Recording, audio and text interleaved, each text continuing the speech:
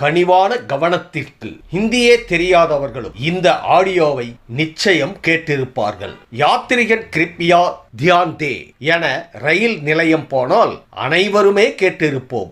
இந்த அறிவிப்பை கொடுப்பவர் பெண் என்றே நினைத்தால் அது உண்மையல்ல.